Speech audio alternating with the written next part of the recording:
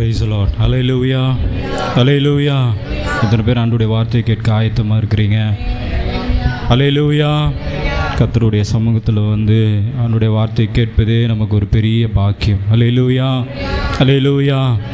அவனுடைய வார்த்தைக்கு நேராக நாம் கடந்து சொல்லுவோம். சங்கீதம் 27வது சங்கீதம் 10வது வசனத்தை யாராவது ஒருவர் வாசிங்க. சங்கீதம் 27வது சங்கீதம் 10வது வசனம்.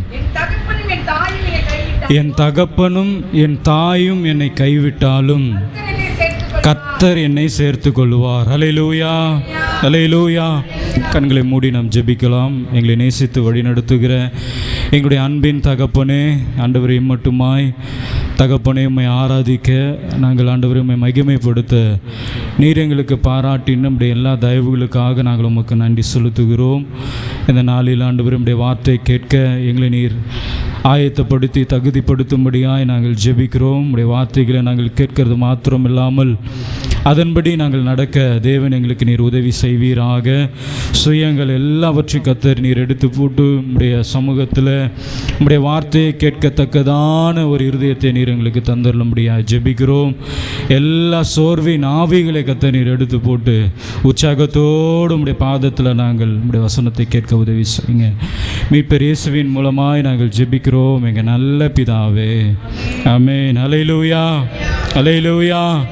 சங்கீதக்காரனாகிய தாவீது அநேக சங்கீதங்களை அவர் எழுதியிருக்கிறாரு. அதில் மிகவும் முக்கியமான ஒரு சங்கீதம் இந்த 27வது சங்கீதம். இந்த 27வது சங்கீதம் முழுவதையும் நீங்கள் வாசித்து பார்ப்பீர்கள் என்று சொன்னால் தாவீதினுடைய வாழ்க்கையில் தேவன் எவ்வளவு மிக முக்கியமான ஒரு இடத்துல தாவீது வைத்திருக்கிறார் என்பதை இந்த சங்கீதத்தை நம்ம வாசிக்கும் பொழுது நமக்கு புரியும்.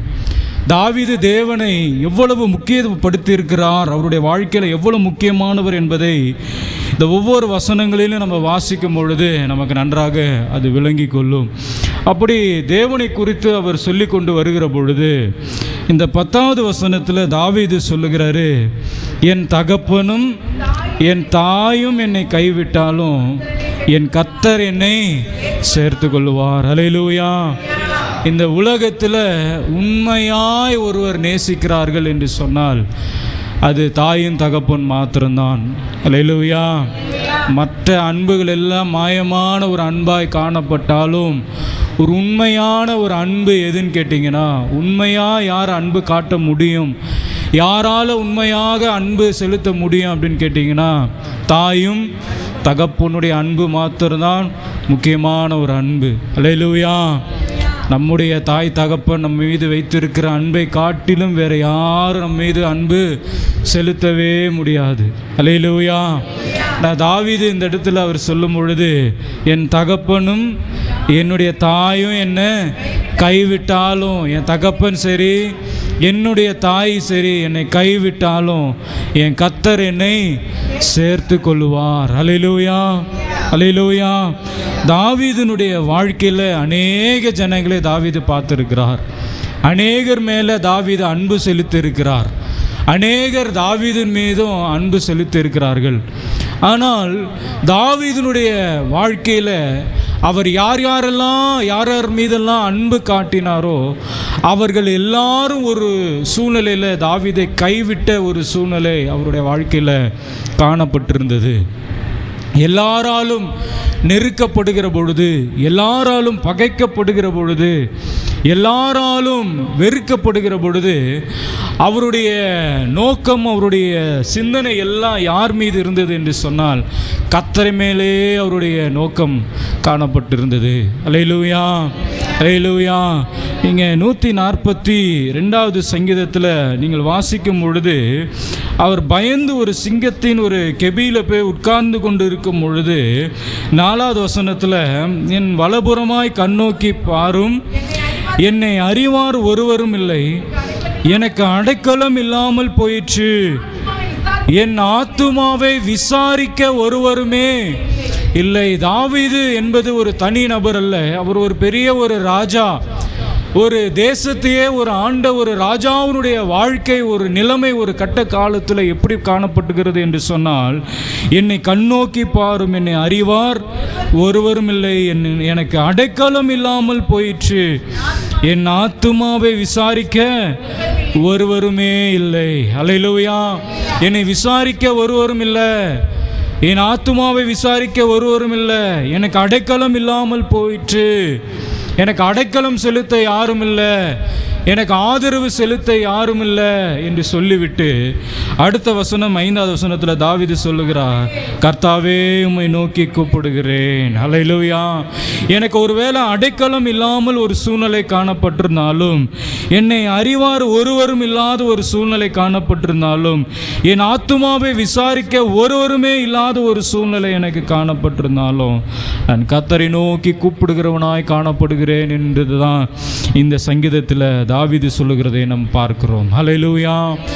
நம்முடைய வாழ்க்கையில் நம்மை நேசித்தவர்கள் அல்லது நாம் நேசித்தவர்கள் எல்லாரும் நம்மை கைவிட்டாலும் ஆண்டவர் சொல்றார், நான் உன்னை சேர்த்து கொள்ளுவேன், நான் உன்னை சேர்த்து கொள்ளுவேன். அதனால தான் இந்த 27வது சங்கீதத்தில் 10வது வசனத்தில் தாவீது சொல்லுகிறாரு, என் தகப்பனும் என் தாயும் என்னை கைவிட்டாலும் கர்த்தர் என்னை சேர்த்து கொள்வார். எல்லாரும் என்னை புறம்பே தள்ளினாலும், எல்லாரும் என்னை ஒதுக்கி வைத்தாலும், எல்லாரும் என்னை வேண்டான்னு சொன்னாலும் எனக்கு ஒருவர் உண்டு, அவர் என்னை சேர்த்து கொள்ளுவார். அல்லேலூயா.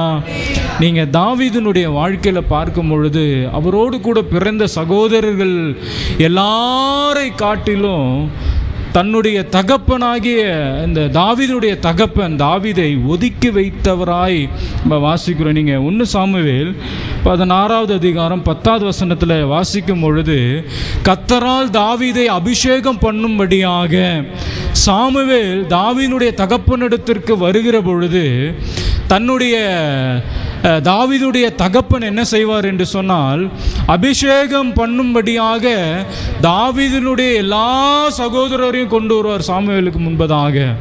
ஆனால் தாவீதை மாத்திரம் அற்பமாக எண்ணி அவர் மறந்துடுவார். நீங்கள் வாசிங்களேன் அந்த வசனத்தை, 10வது வசனத்தை வாசிங்க. இப்படி ஈசாய் தன் குமாரரில் 7 பேரை சாமுவேலுக்கு முன்பதாக கடந்து போக பண்ணினான். பின்பு சாமுவேல் ஈசாயை பார்த்து, கர்த்தர் இவர்களில் ஒருவனையும் தெரிந்து கொள்ளவில்லை என்று சொல்லி. கவனிக்கணும், ஆண்டவர் சாமுவேல் கிட்ட சொல்றாரு, நான் இந்த இஸ்ரவேல் ஜனங்களை ஆளுகை செய்யும்படியாக ஒரு ராஜாவை நான் அபிஷேகம் பண்ண போறேன். அதனால நீ ஈசாயின் இடத்திற்கு போய் அவரில் உள்ள ஒரு குமாரனை தெரிந்து கொண்டு அவரை நீ அபிஷேகம் பண்ண வேண்டும் என்று சாமுவேலுக்கு தேவன் கட்டளையிட்டபடினால சாமுவேல் ஈசாயின் இடத்திற்கு வரார். ஈசாய் யாருன்னு கேட்டிங்கன்னா தாவீதினுடைய தகப்பன். தாவீதுடைய தகப்பன் கிட்ட வந்து சாமுவேல் சொல்றாரு, உன்னுடைய குமாரில் ஒருவனை தேவன் ராஜாவாக அபிஷேகம் பண்ணும்படியாக என்னை அனுப்பி வைத்திருக்கிறாரு. அதனால உன்னுடைய குமாரர்கள் எல்லாரையும் நீ என்ன செய்ய, கொண்டு வா, எல்லாரையும் கூப்பிடு அப்படின்னு சொன்ன பிறகு தாவீதுடைய தகப்பன் ஆகிய ஈசாய் என்ன செய்கிறாருன்னா எல்லாரையும் கூப்பிட்றாரு, அபிஷேகம் பண்ணும்படியாக எல்லாரையும் கூப்பிட்றாரு. ஆனால் ஒருத்தரை மாத்திரம் விட்டுடுறாரு. யாரன்னா தாவீதை விட்டுறாரு.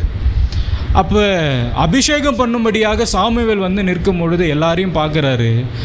ஆண்டவர் சொல்கிறாரு, இவனா இல்லை, இவனா இல்லை. 7 பேரும் வந்து நிற்கிறானுங்க.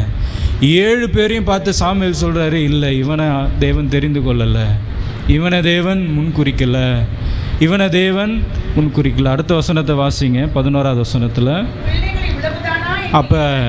அப்போ உன் பிள்ளைகள் இவ்வளவுதானா என்று ஈசாயை கேட்டான். சாமுவேல் பார்த்து ஈசாயை கேட்குறாரு, உன் பிள்ளைங்க இவ்வளோதானா, உன் பசங்க இவ்வளோதானா இருக்கிறாங்களா அப்படின்னு சொல்லி சாமுவேல் கேட்குறாரு ஈசாயை பார்த்து. அதற்கு அவன், இன்னும் எல்லாருக்கும் இல்லை, ஒருத்தன் சின்ன ஒருத்தன் இருக்கிறான், ஒரு சின்ன பையன் ஒருத்தவன் இருக்கிறான். அவன் என்ன பண்ணிட்டு இருக்கான், ஆடு மேய்க்கிறான். அவன் என்ன செஞ்சிட்டு இருக்கான், ஆடு மேய்க்கிறான். நல்லா யோசிக்கணும், சாமுவேல் எதற்காக கர்த்தரால் அனுப்பப்பட்டாருன்னு சொன்னால் ராஜாவாக அபிஷேகம் பண்ணும்படியாக. அப்போ இந்த ஈசா என்ன நினைக்கிறாருன்னா, அவனுடைய சகோதரில் இருக்கிற 7 பேரை தேவன் ராஜாவாக யாராவது ஒருத்தர் தேர்ந்தெடுத்திருப்பார் அப்படின்னு நினச்சிட்டு இருக்காரு. 7 பேர் கொண்டு வந்து நிற்கிறாரு, 7 பேர் ரிஜெக்ட் பண்ணிடுறார். கடைசியாக சாமுவேல் கேட்குறாரு, அவ்வளோதானா உன் பிள்ளைங்க, அவ்வளோதானா, வேறு யாரும் இல்லையா அப்படின்னு கேட்கும் பொழுது ஈசாய் சொல்கிறாரு, ஒரு சின்ன ஒருத்தன் இருக்கிறான், ஒரு சின்ன பையன், அவன்லாம் இதுக்கெல்லாம் லாய்க்கப்பட்டு வரமாட்டான், அவன் ஒரு சின்ன பையன், அவன் ஆடு மேய்ச்சிட்டு இருக்கான். நீங்கள் கவனிச்சிங்கன்னா இந்த 7 பேர் என்ன பண்ணிகிட்டு இருந்தாங்கன்றதை ஈசா சொல்ல மாட்டார். 7 பேர் என்ன வேலை செஞ்சிட்டு இருக்கிறாங்கன்றதை ஈசா சொல்லலை. ஆனால் தாவீதை பார்த்து என்ன சொல்கிறாரு, அவன் ஆடு மேய்ச்சிட்டு இருப்பான். இந்த வார்த்தை நம்ம எப்படி தெரியுமா சொல்லுவோம்? நம்ம பிள்ளைங்க நம்முடைய வார்த்தையை கீழ்ப்படியில் இல்லை படிக்கலைன்னு வச்சுக்கோங்க, என்ன சொல்லுவோம்? நீ ஆடு மாடு மேய்க்கிறதுக்கு தான் லாய்க்குன்னு சொல்லுவோமா சொல்ல மாட்டோமா?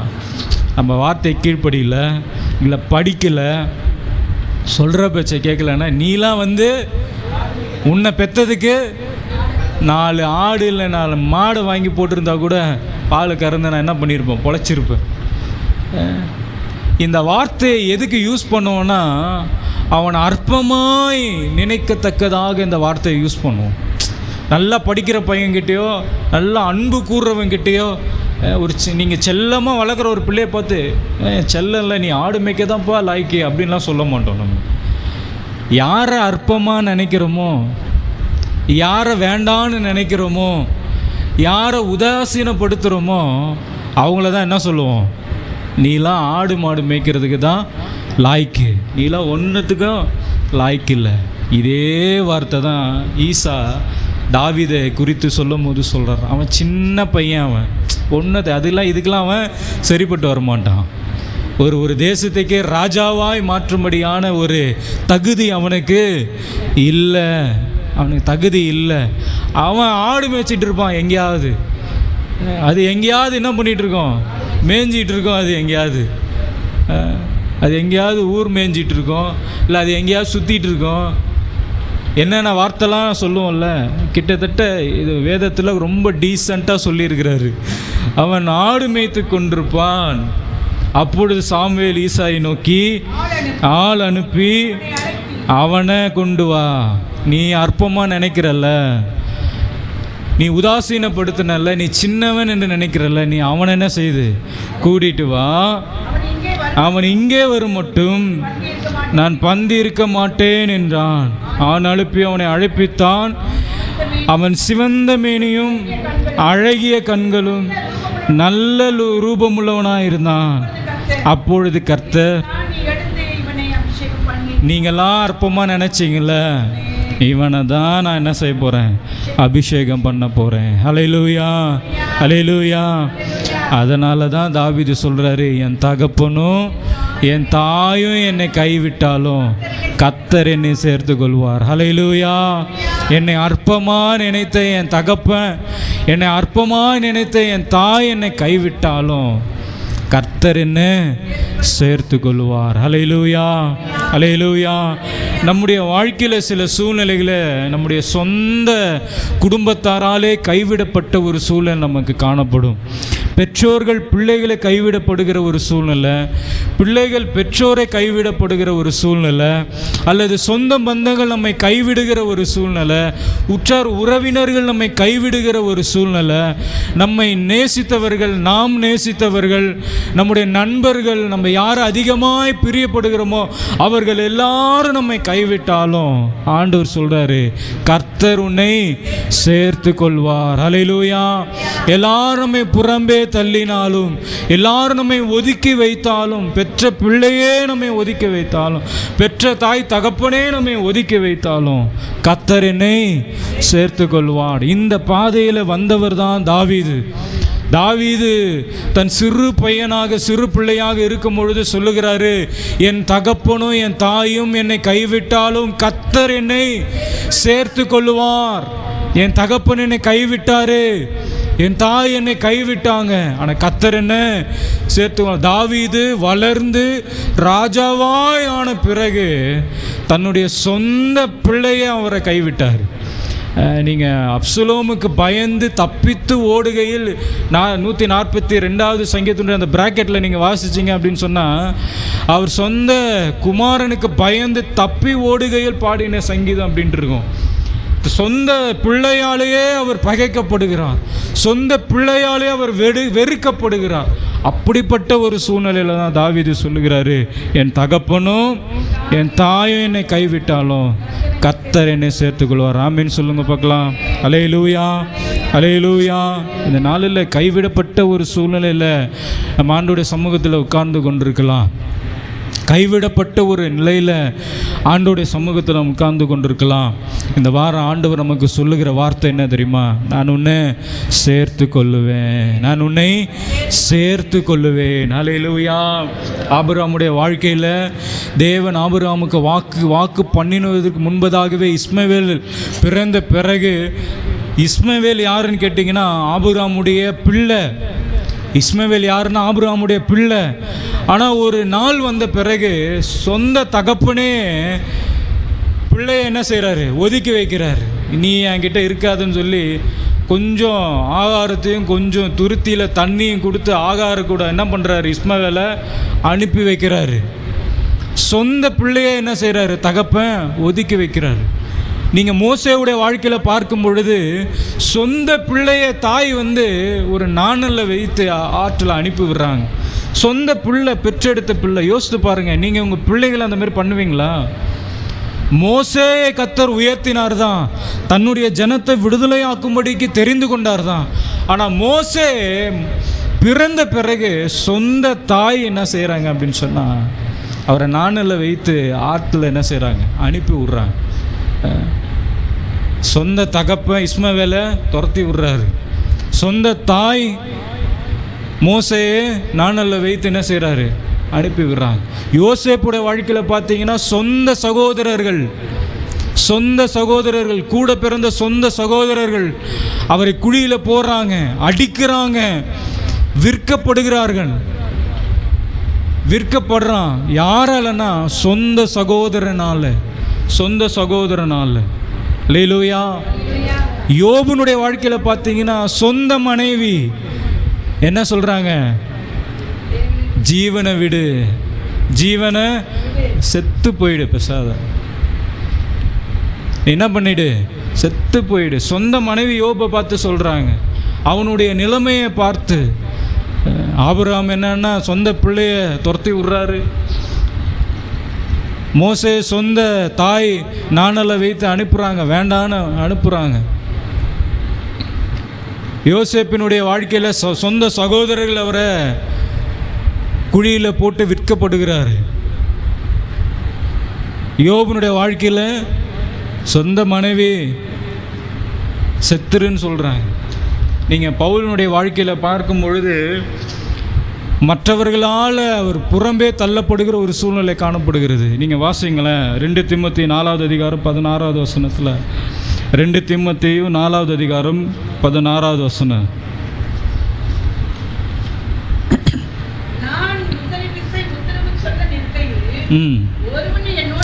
ஒரு குற்றப்படுத்தும்படியாக பவுலை ஒரு இடத்துல நிற்கும் பொழுது அவரோடு கூட இருந்தவர்கள் எல்லாரும் அவரை விட்டு போயிட்டாங்க. அதான் பவுல் சொல்றாரு, வாசிங்க. நான் முதல் விசை உத்தரவு சொல்ல நான் நிற்கிறேன், ஒரு இடத்துல நான் நின்று கொண்டிருக்கிறேன், ஒருவன் கூட என் கூட இல்லை, எல்லாரும் போயிட்டாங்க. எல்லாரும் என்ன பண்ணிட்டாங்க? கைவிட்டாங்க. எல்லாரும் விட்டு போயிட்டாங்க. எந்த சூழ்நிலையில் தெரியுமா? குற்றம் சுமத்தப்பட்டு ஒரு இடத்துல நிற்கும் பொழுது அவனுக்குன்னு பேசுறதுக்கு யாரும் இல்லை. ஆனால் அவன் மூலமாக நன்மையை அனுபவித்தவர்கள் அநேகர். நன்மைகள் அநேகம் அனுபவித்தவர்கள் அவருக்கு ஒரு நெருக்கம் வரும் பொழுது யாரும் அவரோடு கூட இல்லை. அதான் சொல்கிறேன், எல்லாரும் என்னை விட்டு போயிட்டாங்க, எல்லாரும் என்னை கைவிட்டாங்க. இன்றைக்கி நம்முடைய வாழ்க்கை சில நேரங்களில் அப்படி தான் இருக்கும். அதனால தான் தாவீது சொல்கிறார், என் தகப்பனும் என் தாயும் என்னை கைவிட்டாலும் கர்த்தர் என்ன சேர்த்து கொள்ளுவார். அல்லேலூயா, அல்லேலூயா.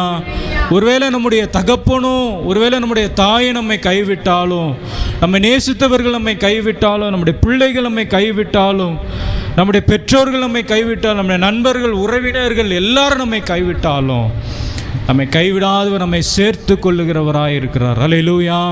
நம்ம வாழ்ந்து கொண்டிருக்கிறது கடைசி காலம். இந்த கடைசி காலத்தில் ஆண்டவராகிய இயேசு கிறிஸ்து ஊழியம் செய்து கொண்டிருக்கும் பொழுது இந்த கடைசி நாட்களில் சம்பவிக்க போகிறதை தீர்க்க தரிசனமாக மத்தேயு 10வது அதிகாரம் 21, 22 வாசிங்க. மத்தேயு 10வது அதிகாரம் 21, 22. சகோதரன், கவனிங்க, சகோதரன் தன் சகோதரனையும் தகப்பன் தன் பிள்ளையையும் மரணத்திற்கு ஒப்பு கொடுப்பாங்க. கவனிங்க, சகோதரன் தன் சகோதரனையும் தகப்பன் தன் பிள்ளையையும் மரணத்திற்கு ஒப்பு கொடுப்பார்கள். பெற்றோருக்கு விரோதமாக பிள்ளைகள் எழும்பு அவர்களை கொலை செய்வார்கள். என் நாமத்து நிமித்தம் எல்லாராலும் பகைக்கப்படுவீர்கள். கவனிங்க, கடைசி காலத்தில் நம்ம நிற்கிறோம். கடைசி காலத்தில் என்ன சம்பவிக்கணும்? சகோதரன் சகோதரனை பகைப்பான், தகப்பன் பிள்ளைகளை மரணத்திற்கு ஒப்பு கொடுப்பான், பெற்றோருக்கு விரோதமாக பிள்ளைகள் எழும்பி கொலை செய்வார்கள். அப்படிப்பட்டதான ஒரு சூழ்நிலையில் தான் நம்ம வாழ்ந்து கொண்டிருக்கிறோம். சொந்த சகோதரன் வெறுப்பான், சொந்த பிள்ளைகள் பெற்றோர்களை கொலை செய்வார்கள், பெற்றோர்கள் பிள்ளைகளை கொலை செய்யும்படியாக ஒப்பு கொடுப்பார்கள். அப்படிப்பட்டதான ஒரு சூழ்நிலையில் தான் இருக்கிறோம். இப்படிப்பட்ட ஒரு சூழ்நிலையிலும் ஆண்டவர் சொல்றாரு, என் நாமத்தினால் நீங்கள் எல்லாரும் பகைப்படுவீர்கள், முடிவு வரை நிலைநிற்பவனே ரட்சிக்கப்படுவான். ஹல்லேலூயா. நம்மை தள்ளாதவர், நம்மை சேர்த்து கொள்ளுகிறவர், நம்மை அரவணைக்கிறவர் நம்மோடு கூட இருக்கிறபடினால யார் நம்மை கைவிட்டாலும் கர்த்தர் நம்மை சேர்த்து கொள்ளுகிறவராய் இருக்கிறார். ஹல்லேலூயா. 23வது அதிகாரம் 37வது வசனத்தை வாசிங்க. மத்தேயு 23வது அதிகாரம் 37வது வசனம். எருசலேமே எருசலேமே, தீர்க்கதரிசிகளை கொலை செய்து உன்னிடத்தில் அனுப்பப்பட்டவர்களை கல்லெறிவார்களே. கவனிங்க, கோழி தன் குஞ்சுகளை தன் சிறகினாலே கூட்டி சேர்த்து வண்ணமாக நான் எத்தனை தரமோ உன் பிள்ளைகளை கூட்டி சேர்த்து கொள்ள மனதாயிருந்தேன். எத்தனையோ தடவை எல்லாரும் வெறுக்கும் பொழுது, பகைக்கும் பொழுது, கோழி தன் குஞ்சுகளை கூட்டி சேர்க்கிறது போல எத்தனையோ தரம் உன் பிள்ளைகளை கூட்டி சேர்த்து கொள்ள நான் மனதாயிருந்தேன். நான் மனதாயிருந்தேன். உங்களெல்லாம் சேர்த்து கொள்ளணும் நான் மனதாயிருந்தேன். உங்களை கைவிட வேண்டாம் என்று சொல்லி நான் மனதாயிருந்தேன். ஆனால் உங்களுக்கோ மனதில்லாது இருந்தது. அல்லேலூயா. உலகத்திற்கு பின்பாக ஓடிக்கொண்டு இருந்தீங்க, உலகத்திற்கு மீது அன்பு வைத்து கொண்டிருந்தீங்க, உலகத்தினுடைய காரியங்களுக்கு நீங்கள் முக்கியத்துவம் கொடுத்தீங்க. ஆனால் உங்களை சேர்த்து கொள்ளும்படியாக நான் மனதாய் இருக்கிறேன் என்று சொல்லி ஆண்டவர் இந்த இடத்துல சொல்லுகிறதை நம்ம வாசிக்கிறோம். ஹல்லேலூயா. நான் சொல்லுவேன், நம்முடைய வாழ்க்கையில் நான் முன்பு சொன்னது போல இந்த உலகத்தில் நம்மை ஒருவர் உண்மையான அன்பு செலுத்துகிறவர்கள் என்று சொன்னால் அது நம்முடைய தாய், நம்முடைய தகப்பன் மாத்திரம்தான். அல்லேலூயா, அல்லேலூயா, அல்லேலூயா. அவர்களே நம்மை கைவிட்டாலும் ஆண்டவர் சொல்றாரு, கர்த்தர் என்னை சேர்த்து கொள்வார். அல்லேலூயா, அல்லேலூயா, அல்லேலூயா. தகப்பனும் தாயும் என்னை கைவிட்டாலும் கர்த்தர் என்னை சேர்த்து கொள்வார். அல்லேலூயா.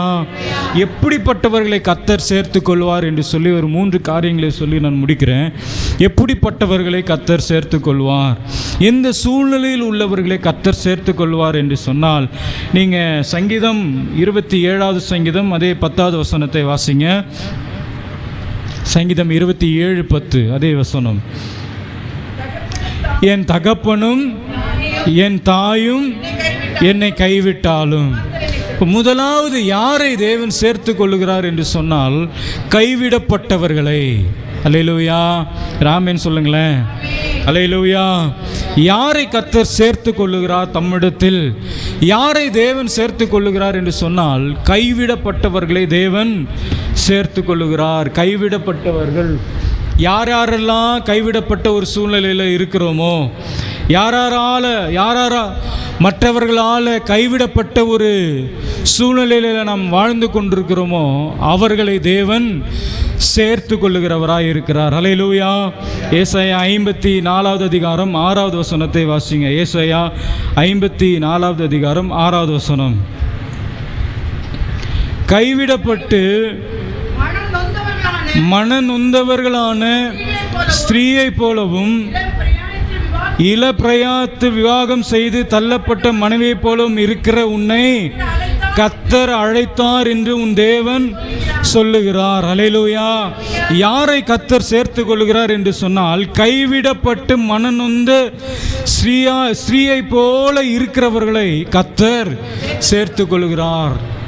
யாரெல்லாம் கைவிடப்பட்ட நிலையில் இருக்கிறோமோ, யாரெல்லாம் கைவிடப்பட்ட ஒரு சூழ்நிலையில் காணப்படுகிறோமோ அவர்களை கர்த்தர் சேர்த்து கொள்கிறார். நீங்கள் வேதாகமத்திலலாம் நீங்கள் வாசிக்கும் பொழுது, இந்த உலகத்தில் எல்லாரும் வாழ்ந்து கொண்டிருக்கிறோம். எல்லாருக்கும் ஆண்டவர் ஒரு குடும்பத்தை தேவன் தந்திருக்கிறார், உறவுகளை தேவன் கொடுத்திருக்கிறார். ஆனாலும் சில சூழ்நிலைகளிலே கைவிடப்பட்ட ஒரு நிலைகள் வருகிற பொழுது, மனதினுடைய ஒரு வேதனைகள் காயப்படுகிற பொழுது, கைவிடப்பட்ட ஒரு சூழ்நிலை காணப்படுகிற பொழுது தேவன் என்ன செய்கிறார் என்று சொன்னால், அவர்கள் நம்மை கைவிடுகிறது போல அவர் நம்மை கைவிடுகிறவர் அல்ல. அவர் ஒரு நாள் நம்மை கைவிடுகிறது அல்ல. நீங்கள் அதனால்தான் சங்கீதத்தில் நீங்கள் 37:25 வாசிக்கும் பொழுது தாவீது சொல்கிறார், நான் இளைஞனாக இருந்தேன், முதிர் வயதுள்ளவனும் ஆனேன், ஆனாலும் நீதிமான் கைவிடப்பட்டத நீதிமானை ஒரு நாளும் கர்த்தர் செய்யறதில்ல, கைவிடப்பட்டதில்லை, கைவிடுறதே இல்லை. அவர் இறுக்கமாய் நம்மளை என்ன பண்ணிட்டு இருக்காரு, பிடித்து கொண்டிருக்கிறார். அதான் தாவீது சொல்றார், நான் இளைஞனாக இருந்தேன், இன்னைக்கு நான் முதிர் வயதுள்ளவனாக இருக்கிறேன், எனக்கு வயசாயிடுச்சு, நான் வயசாயிட்டேன். நீங்கள் இளைஞனாக இருக்கும் பொழுது, சம்பாதிக்கும் போது, உழைக்கும் பொழுது எல்லாரும் உங்களோட கூட இருப்பாங்க. ஆனால் நீங்கள் வயதாயிட்டீங்க, உங்களால் அவங்களுக்கு எந்த காரியமும் ஆகலைன்னு தெரிஞ்சிருச்சு அப்படின்னு அவங்கள என்ன செய்வாங்க, கைவிட்டுருவாங்க. அப்படின்னா உதாரணத்துக்கு சொல்கிறேன், அவங்கள எதுலேயும் வச்சுக்க மாட்டாங்க. அவங்கள ஒரு விஷயம் முடிவு எடுப்பாங்க, அவங்களே செய்வாங்க. உங்களை ஒரு ஆளாக கூட என்ன பண்ண மாட்டாங்க, ஒரு ஆலோசனை கூட கேட்க மாட்டாங்க. ஆனால் நல்லா இருக்கும் பொழுது, நல்லா சம்பாதிக்கும் பொழுது, அம்மா இது செய்யட்டுமா, அப்பா இது செய்யட்டுமா, அண்ணன் இது செய்யட்டுமா, தம்பி இது செய்யட்டுமா, எனக்கு இதை ஒரு ஆலோசனை சொல்லுங்கள், என்ன செய்யும். ஆனால் வயசாயிடுச்சு, முடியல, அவ்வளோதான், இதுக்கு மேலே நம்மளால் முடியல அப்படின்னா அவ்வளோதான். நம்மளை என்ன பண்ணுறாங்க, ஓரமாக உட்கார், உனக்கு ஒன்றும் தெரியாது, எல்லாம் நாங்கள் பார்த்துக்கிறோம், நீ அமைதியாக இருந்தால் போதும், கொடுக்கறத சாப்பிட்டுட்டு அமைதியாக இரு, நாங்கள் பார்த்துக்கிறோம். இல்லை, கொடுக்கறத சாப்பிட்டு அமைதியாக நாங்கள் பார்த்துக்கிறோம், எல்லாம் எங்களுக்கு தெரியும். அவங்க இல்லாமையா நம்ம வளர்ந்துட்டோம், அவங்க இல்லாமையா நம்ம வாழ்ந்துட்டோம். அதனால தான் தாவீது சொல்கிறாரு, நான் இளைஞனாக இருந்தேன், இப்போ முதிர் வயதும் என்னால் நடக்க முடியல, கண்ணு தெரியல, பலன் இல்லை. அப்போ காண்டாமிருத்துக்கு ஒத்த பலன்லாம் இருந்தது, ஆனால் இப்போ ஒன்றுமே இல்லை. இப்போ ஒரு இடத்துல நான் அமைதியாக இருக்கிறேன். ஆனால் தாவீது சொல்கிறாரு, நீதிமான் கைவிடப்பட்டதை நான் இன்னும் பார்க்கவே இல்லை. அல்லேலூயா. நம்ம பிள்ளைங்க நம்மளை கைவிட்டுருவாங்க, நம்முடைய தகப்பன் தாய் நம்மை கைவிட்டுருவாங்க, நம்முடைய சொந்த பந்தங்கள் நம்மை கைவிட்டுரும், நம்மை நேசித்தவர்கள் எல்லாம் நம்மை கைவிட்டுரும். தாவீது சொல்கிறாரு, நீதிமான் நான் கைவிடப்பட்டதை என் கண்ணு பார்க்கவே இல்லை. அல்லேலூயா. அவன் சந்ததி அப்பத்துக்கு இறந்து திரிகிறதை என் கண்ணு பார்க்கலை. அல்லேலூயா. யார் நம்மை கைவிட்டாலும் சரி, கர்த்தர் நம்மை சேர்த்து கொள்ளுகிறவராக இருக்கிறார். அல்லேலூயா. கர்த்தர் நம்மை சேர்த்து கொள்ளுகிறவராக இருக்கிறார். கைவிடப்பட்ட ஒரு நிலையில் இயேசு கிறிஸ்து சிலுவையில் மரிக்கும் பொழுது கூட எல்லாம் விட்டுட்டு போயிட்டாங்க. அவரால் நன்மையை பெற்றுக்கொண்டவர்கள் அநேகர், அவர்களால் அற்புதத்தை பெற்றுக்கொண்டவர்கள் அநேக பேர். ஆனால் சிலுவையில் அவர் மரிக்கும் பொழுது ஒரே ஒரு சீஷன் மாத்திரம்தான், ஒரு தாயும் சீஷனும் மாத்திரம்தான் இருந்தாங்க, வேறு யாரும் இல்லை. கடைசி அவர் ஜீவனை விடும் பொழுது என்ன தெரியுமா சொன்னார், பிதாவே என் ஆவி உம்முடைய கருத்தில் நான் ஒப்பு கொடுக்குறேன். ஏன்னா அவர் ஒருவர் தான் நம்மளை கைவிடுகிறவர் அல்ல, அவர் தான் நம்மை சேர்த்து கொள்ளுகிறவர். அல்லேலூயா. ஏசாயா 62:4 வாசிக்கும் பொழுது, இனி நீ கைவிடப்பட்டவள் எனப்படாமலும் உன் தேசம் இனி பாழான தேசம் எனப்படாமலும் நீ எப்சிபா என்னும் உன் தேசம் பியூலா என்னும் சொல்லப்படும். கர்த்தர் உன்மேல் பிரியமாக இருக்கிறார். உன் தேசம் 2 கொரிந்தியர் 4:8-9 வாசிக்கும் பொழுது வாசிங்க. 2 கொரிந்தியர் 4வது அதிகாரம் 8-9. நாங்கள் எப்பக்கத்திலும் நெருக்கப்பட்டு ஒடுங்கி போகிறதில்ல, கலக்கம் அடைந்தும் மனமுறிவடைகிறதில்ல, துன்பப்படுத்தப்பட்டோம். அல்லேலூயா, ஆமென் சொல்லுங்க. அல்லேலூயா. பவுல் சொல்றாரு, நாங்கள் எப்பக்கத்திலும் நெருக்கப்பட்டோம் ஒடுங்கி போகிறதில்ல. எல்லா பக்கத்திலும் எங்களை நெருக்கிறாங்க, எல்லா பக்கத்திலும் எங்களை நெருக்கிறாங்க, ஆனால் நாங்கள் ஒடுங்கி போகிறதில்லை, கலக்கம் அடைந்தும் மனம் முறிவடைகிறதில்ல, துன்பப்படுத்தப்பட்டோம் கைவிடப்படுதில்லை. துன்பம் எவ்வளோ வந்தாலும் கர்த்தரால் நாங்கள் ஒரு நாளும் கைவிடப்படுகிறோம். யாரை முதலாவது தேவன் சேர்த்து கொள்வார் என்று சொன்னால் கைவிடப்பட்டவர்களை தேவன் சேர்த்து கொள்கிறார். 2வது யாரை தேவன் சேர்த்து கொள்கிறார் என்று சொன்னால் உபாகமும் 30வது அதிகாரம் 2வது வசனத்தையும் 3வது வசனத்தையும் வாசிங்க. உன் தேவனாகிய கர்த்தருக்கே திரும்பி இன்று நான் உனக்கு கற்பிக்கிறபடியெல்லாம் நீயும் உன் பிள்ளைகளும் உங்கள் முழு இருதயத்தோடும் உங்கள் ஆத்துமாவோடும் கவனிங்க. 2வது கர்த்தருக்கு கீழ்ப்படுகிறவர்களை தேவன் சேர்த்து கொள்கிறார். அதான் அந்த வசனம் சொல்லுது, முழு ஆத்மாவோடும் அவருடைய சத்தத்திற்கு செவி கொடுத்தால், அவருடைய சத்தத்திற்கு செவி கொடுத்தால் என்று சொன்னால் அவருக்கு நீங்கள் கீழ்ப்படுகிற பொழுது, அவருடைய வார்த்தைகளை நீங்கள் கேட்கும் பொழுது கர்த்தர் என்ன செய்கிறார்னா உங்களை சேர்த்து கொள்ளுகிறார். தொடர்ந்து வாசிங்க 3வது வசனத்தை. உன் தேவனாகிய கர்த்தர் உன் சிறையிருப்பை திருப்பி உனக்கு இறங்கி, உன் தேவனாகிய கர்த்தர் உன்னை சிதறடித்த எல்லா ஜனத்திலும் உன்னை திரும்பவும் சேர்த்து கொள்ளுவார். யாரை சேர்த்து கொள்வார்னா கர்த்தருடைய வார்த்தைக்கு கீழ்ப்படுகிறவர்களை. கர்த்தருடைய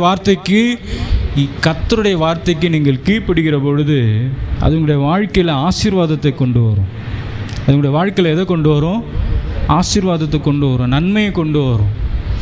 நீங்கள் உலக பிரகாரமாகவே யாரை நம்ம அதிகமாக நேசிப்போம், யார் மீது நம்ம அதிகமாக அன்பு வைப்போம்னா எந்த பிள்ளை நம்முடைய வார்த்தைக்கு கீழ்ப்படியுதோ அதுக்கு தான் என்ன செய்வோம்? அதிகமாக அன்பு காட்டும். யார் நம்முடைய வார்த்தைக்கு கீழ்ப்படுகிறார்களோ, நம்முடைய வார்த்தை கேட்டு நடக்கிறார்களோ அவர்கள் மீது தான் நம்ம அதிகமாக என்ன செய்வோம்? அன்பு வைப்போம். அப்போது ஆண்டவர் சொல்கிறாரு, நான் உன்னை சேர்த்து கொள்ள வேண்டும் என்று சொன்னார் நீ என்னுடைய கட்டளைகளும் என்னுடைய வார்த்தைகளின்படி நீ என்ன செய்ய வேண்டும்? கீழ்ப்படிய வேண்டும். அப்பொழுது நான் என்ன செய்வேன்னா உன்னை சிதறடித்த எல்லா ஜனத்திலும் இருந்து உன்னை திரும்பவும் சேர்த்து கொள்ளுவேன். அல்லேலூயா, அல்லேலூயா. வேதத்தில் கீழ்ப்படிந்தவர்கள் அநேக பேர், கர்த்தருடைய வார்த்தைக்கு கீழ்ப்படிந்தவர்கள் அநேக பேர். நீங்கள் ஆபிரகாம், நோவா, மோசே, யோசுவா, சாமுவேல், தாவீது, எலியா, பேதுரு, பவுல், யோசேப்பு, இயேசு கிறிஸ்து உட்பட எல்லாருடைய வாழ்க்கையில் நீங்கள் பார்த்தீங்க அப்படின்னு சொன்னால் தேவனுடைய வார்த்தைக்கு கீழ்ப்படிந்தார்கள். நீங்கள் ஆபிரகாமை தேவன் ஆசீர்வதிப்பதற்கு நான் உனக்கு காண்பிக்கும் தேசத்திற்கு போ அப்படின்னு சொல்லும் பொழுது உடனே ஆபிரகாம் என்ன செய்கிறாரு? கீழ்ப்படுகிறார். நீங்கள் வாசிக்கும் பொழுது தான் போகிற தேசம் என்னதென்று அறியாதமல் அவன் புறப்பட்டு போனான் என்று வாசிக்கிறோம். பேழனாலே என்னன்னு தெரியாது, மழைனாலே என்னன்னு தெரியாது. ஆண்டவர் சொல்கிறார் நோவாக்கு, ஒரு பேழை செய். உடனே என்ன செய்கிறாரு? கீழ்ப்படுகிறார். மோசே போய் இஸ்ரேல் ஜனங்களை போய் கூட்டிகிட்டு வா, உடனே என்ன பண்ணுறாரு? கீழ்ப்படுகிறார். கீழ்ப்படுகிறவருடைய வாழ்க்கையில் தேவன் நன்மைகளை செய்தார். அவர்களை அவர் சேர்த்து கொண்டார். அவருக்கு முன்குறித்த எல்லாவற்றையும் என்ன பண்ணார்? நிறைவேற்றினார். கிறிஸ்தவர்களை அடிமைப்படுத்தி கொண்டிருந்த நெருக்கம் கொடுத்த பவுலுடைய வாழ்க்கையில் தேவன் சொல்கிறார், நீ எனக்காக நீ ஊழியத்தை செய். கடைசி வரைக்கும் ஊழியத்தை செய்து மரித்தார். கீழ்ப்படுகிற பொழுது தேவன் நம்மை சேர்த்து கொள்ளுகிறவராய் இருக்கிறார். அல்லேலூயா. கடைசியாக யோவான் 14வது அதிகாரம் 1வது வசனத்திலிருந்து 3வது வசனம் வரைக்கும் வாசிங்க. கடைசியாக யாரை தேவன் சேர்த்து கொள்கிறார்? உங்கள் இருதயம் கலங்காதிருப்பதாக தேவனிடத்தில் விசுவாசமாயிருங்க. 3வது கடைசியாக கர்த்தர் மேலே விசுவாசம் உள்ளவர்களை தேவன் சேர்த்து கொள்ளுவார். கர்த்தரிடத்தில் விசுவாசம் உள்ளவரே. நம்மெல்லாம் விசுவாசிகள். நம்மலாம் யார்? விசுவாசிகள். நம்மலாம் யார் சொல்லுங்கள்? நம்மளாம் விசுவாசிகள். அப்போ கர்த்தர் மேலே நம்ம விசுவாசம் வைக்கும் பொழுது, நம்பிக்கை வைக்கும் பொழுது, அவரை நாம் விசுவாசிக்கும் பொழுது அவர் நம்மை சேர்த்து கொள்வார். மறுபடியும் வாசிங்க அந்த வசனத்தை. உங்கள் இருதயம் கலங்காதிருப்பதாக தேவனிடத்தில் விசுவாசமாயிருங்கள், என்னிடத்திலும் விசுவாசமாயிருங்கள். என் பிதாவின் வீட்டில் அநேக வாசஸ்தலங்கள் உண்டு. அப்படி இல்லாதிருந்தால் நான் உங்களுக்கு சொல்லியிருப்பேன். ஒரு ஸ்தலத்தை உங்களுக்காக ஆயத்த பண்ணுகிறேன். நான் போய் உங்களுக்காக ஸ்தலத்தை ஆயத்தம் பண்ணின பின்பு நான் இருக்கிற இடத்தில் நீங்களும் இருக்கும்படி நான் மறுபடியும் வந்து உங்களை என்னிடத்தில், ஆமீன் சொல்லுங்க, உங்களை என்னிடத்தில் சேர்த்து கொள்ளுவேன். அல்லேலூயா. நான் போகிறேன். நான் போய் உங்களுக்காக ஒரு வாசஸ்தலத்தை ஆயத்த பண்ணுவேன். பண்ணின பிறகு நான் வருவேன். மீண்டும் வந்து உங்களை நான் என்ன பண்ணுவேன்? சேர்த்து கொள்ளுவேன். யாரை சேர்த்து கொள்ளுகிறார் என்று சொன்னால் தேவனிடத்தில் விசுவாசமாய் இருக்கிறவர்களை. அல்லேலூயா. தேவனிடத்தில் நாம் விசுவாசம் உள்ளவர்களாய் இருக்கும் பொழுது, தேவனிடத்தில் நாம் நம்பிக்கை வைக்கும் பொழுது, தேவன் நம்மை ஒரு நாளும் புறம்பே தள்ளாதபடிக்கு அவர் நம்மை சேர்த்து கொள்ளுகிறவராய் இருக்கிறார். அல்லேலூயா. அல்லேலூயா. 3 காரியங்களை பார்த்தோம். முதலாவது, யாரை சேர்த்து கொள்ளுகிறாரு? கைவிடப்பட்டவர்களை. எல்லாராலும் கைவிடப்பட்டவர்களை தேவன் சேர்த்து கொள்ளுகிறார். 2வது, தேவனுடைய வார்த்தைக்கு வசனத்திற்கும் கீழ்ப்படுகிறவர்களை தேவன் சேர்த்து கொள்ளுகிறார். 3வது, கர்த்தர் மேல் விசுவாசம் உள்ளவர்களை தேவன் சேர்த்து கொள்ளுகிறார். அல்லேலூயா. அல்லேலூயா. நம்முடைய வாழ்க்கையில் யார் நம்மை கைவிட்டாலும் சரி, தேவன் நம்மை சேர்த்து கொள்ளுகிறார் ஆயிருக்கிறார். அல்லேலூயா. தகப்பனும் தாயும் என்னை கைவிட்டாலும் கர்த்தர் என்னை சேர்த்து கொள்ளுவார். அல்லேலூயா. அல்லேலூயா. நல்லா கலங்காதீங்க. நம்முடைய வாழ்க்கையில் யார் நம்மை கைவிட்டாலும், யார் நம்மை உதாசீனமாய் நினைத்தாலும், யார் நம்மை முக்கியப்படுத்தாமல் நம்மை அலட்சியமாய் நம்மை நினைத்தாலும் அவர் நம்மை சேர்த்து கொள்ளுகிறவராக இருக்கிறார். அல்லேலூயா. அல்லேலூயா. அவனை தாங்குவேன், ஏந்துவேன், சுமப்பேன், தப்புவிப்பேன். எது வரைக்கும்? முதிர் வயது வரைக்கும், நிறம் வயது வரைக்கும்.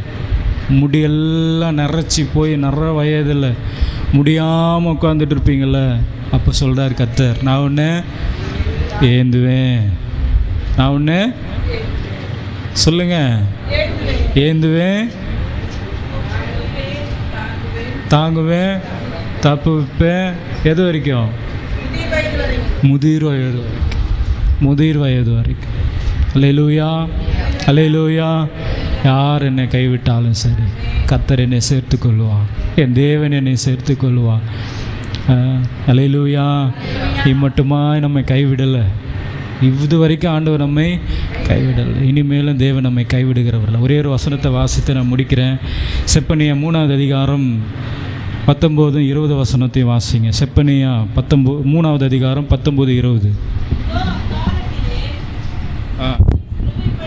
இதோ அக்காலத்திலே உன்னை சிறுமைப்படுத்தின யாவரையும் தண்டிப்பேன்.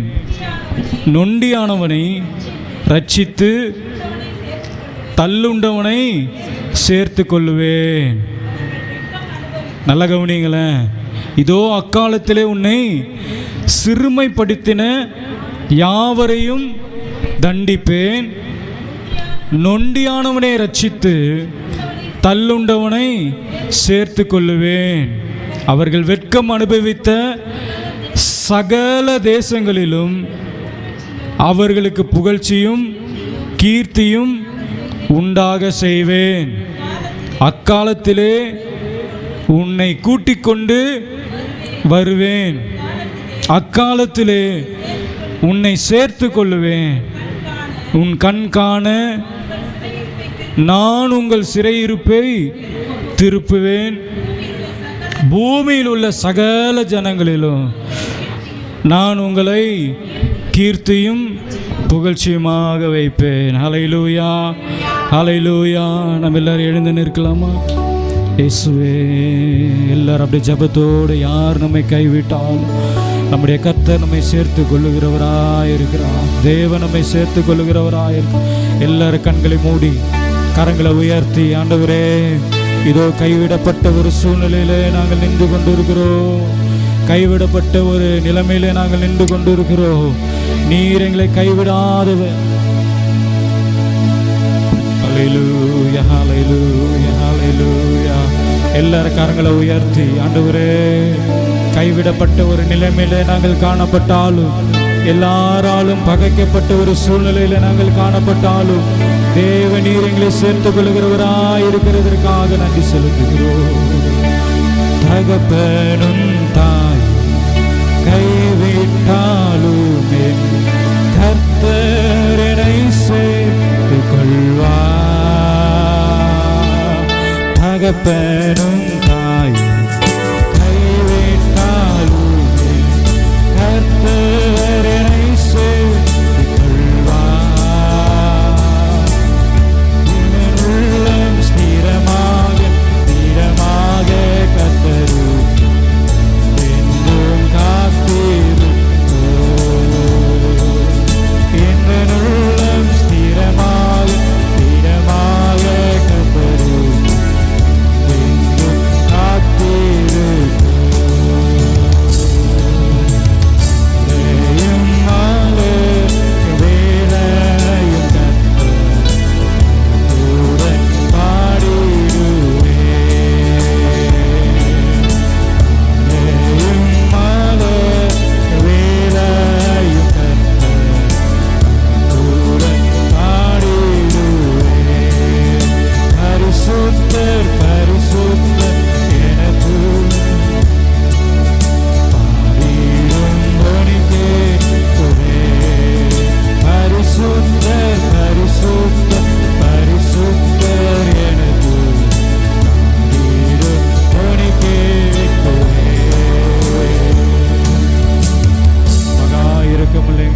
தகப்பனே, என் தாயும் என் தகப்பனும் என்னை கைவிட்டாலும் கர்த்தர் என்னை சேர்த்து கொள்ளுவார் என்று நீர் எங்களுக்கு இந்த நாளில் கொடுத்த வார்த்தைகளுக்காக நாங்கள் உமக்கு நன்றி செலுத்துகிறோம். ஆண்டவரே, உமக்கு ஸ்தோத்திர ராஜா. எங்களை கைவிடாதபடிக்கு முற்றிலும் எங்களுடைய வயது வரைக்கும் நீர் எங்களை நடத்த போகிறதற்காக நன்றி செலுத்துகிறோம். இந்த கரத்தில் நாங்கள் தாழ்த்தி ஒப்பு கொடுக்கிறோம்.